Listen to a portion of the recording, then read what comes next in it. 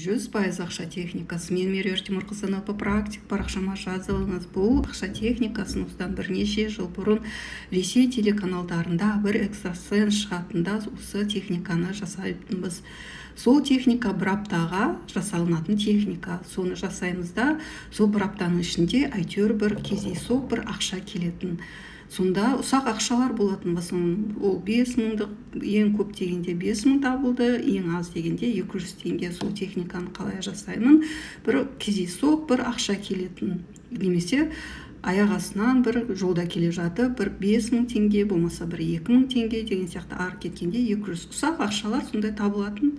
Соны жасаған кезде мүмкін білмеймін, сол кездегі менің миымдағы шектеу ма, может одан да көп табылар ма еді, бірақ шындығын айтайын, ұсақ сондай ақшалар табылатын. Бір апта сол кісіні күтіп отыратынмын.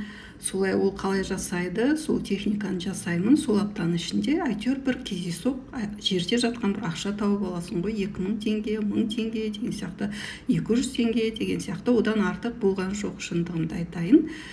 Солай әр апта сайын осылай жасайтын. Кейін ол телеканал жабылды, ол экстрасенс білмеймін, содан кейін не болғанын.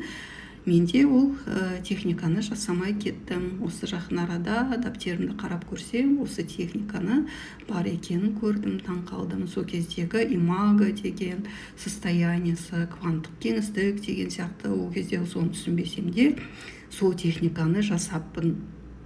Егер сізге осы техника қызық болатын болса, шында да мен сол техниканы айтамын да, мысалға, мен өмірі просто так жерде бір ақша тапқан емеспін. Қалай сол техниканы жасам, әйтеуір жерде бір ақша табып қалады.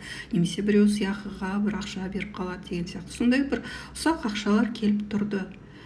Егер сіз осы техниканы жасағыңыз келсе, үйренгіңіз келсе, менің инстаграм парақшама өтсеңіз болады. Сол жерге ақша техникасы деп жазып кетіңіз. Оның сізге шарттарын айтамын. Сонымен менің парақшама жазылыңыздар, менің инстаграм парақшама өтіп, сол техника жайлы сұрасаңыз болады. Сонымен менің парақшама өтеміз.